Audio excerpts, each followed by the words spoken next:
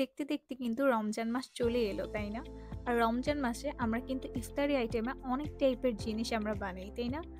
তো এরকম বাসায় যদি চিকেনের একটা ব্রেস্ট পিস থাকে তাহলে এতগুলো মজাদার ডোনেট আপনারা বাসাতেই তৈরি করতে পারবেন, যেটা খুবই মুচমুচে হবে আর দেখতে অনেক লোভনীয় হবে। আর এটা কিন্তু খেতে অসম্ভব মজা হয়। তো চলুন বেশি কথা না বাড়িয়ে শুরু করি যে কিভাবে এই চিকেন ডোনেটগুলো আমি বাসাতেই তৈরি করেছি। আসসালামু আলাইকুম এভরিওয়ান। এখানে আমি একটা ব্লেন্ডার জারে একটা চিকেনের ব্রেস্ট পিস জাস্ট ছোট করে কেটে ব্লেন্ডারে দিয়েছি একটা সেদ্ধ আলু জাস্ট ভেঙে দিয়ে দিয়েছি, 2টা কাঁচামরিচ দিয়েছি, আর আদা রসুন বাটা হাফ চা চামচ দিয়েছি। এখানে দিয়েছি 2 চা চামচের মতো কর্নফ্লাওয়ার, আর হাফ চা চামচের মতো গোলমরিচের গুঁড়ো, আর হাফ চা চামচের মতো চিলি ফ্লেক্স। আপনারা কিন্তু ঝালটা আপনাদের পছন্দ মতো কমিয়ে বাড়িয়ে নেবেন। এখানে 1 চা চামচের মতো আমি লবণ ইউজ করেছি, আর 1 চা চামচের মতো আমি চিনি দিয়েছি, আর এখানে 1 চা চামচের মতো আমি সাদা ভিনেগারটা দিয়েছি, আর এখানে আমি 2 চা চামচের মতো সয়া সস আর 2 চা চামচের মতো টমেটো সসটা ইউজ করেছি। আর এখানে 2টা পাউরুটি আমি ছোট করে ছিঁড়ে জাস্ট ব্লেন্ডার জারে দিয়ে দিয়েছি।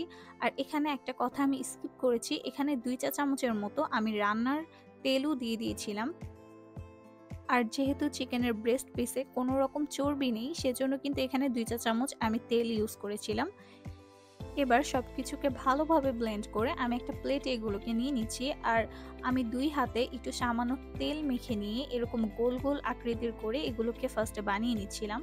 এরপর এগুলোকে একটু চাপ দিয়ে আমি এরকম শেপ বানিয়ে নিচ্ছি, আর ভেতরে একটা নজেল দিয়ে আমি এরকম ভেতর দিয়ে গোল গোল করে কেটে এটাকে এরকম শেপ দিয়ে নিচ্ছি। আপনারা একটু খেয়াল করে দেখলেই কিন্তু বুঝতে পারবেন।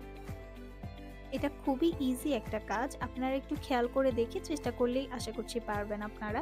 আর অবশ্যই কিন্তু হাতে একটু সামান্য তেল মেখে তারপরে এগুলো করবেন, না হলে কিন্তু হাতের সাথে একদম লেগে লেগে আসবে। এরপরে এখানে একটা প্লেটে আমি সামান্য একটু ময়দা নিয়েছি, এর সাথে হচ্ছে সামান্য একটু লাল মরিচের গুঁড়ো আর লবণ দিয়ে আমি জাস্ট মিশিয়ে নিয়েছি।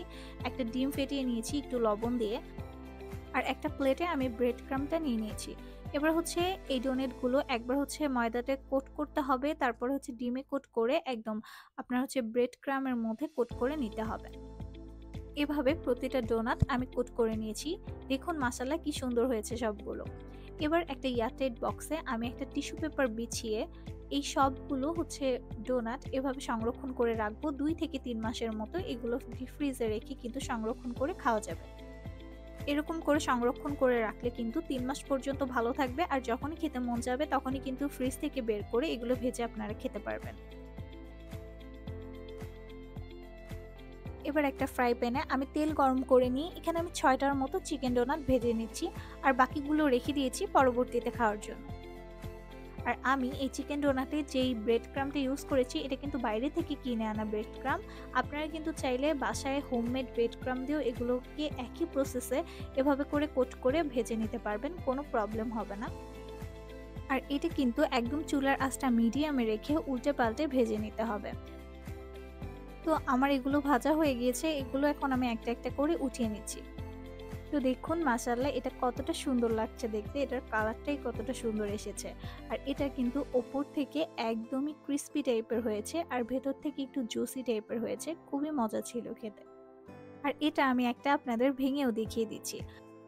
আজকে আমি ভিডিওটা এখানেই শেষ করব। সকলকে মাহে রমজানের শুভেচ্ছা, আর সকলে অনেক অনেক বেশি ভালো থাকবেন আর সুস্থ থাকবেন। সকলকে আল্লাহ হাফেজ।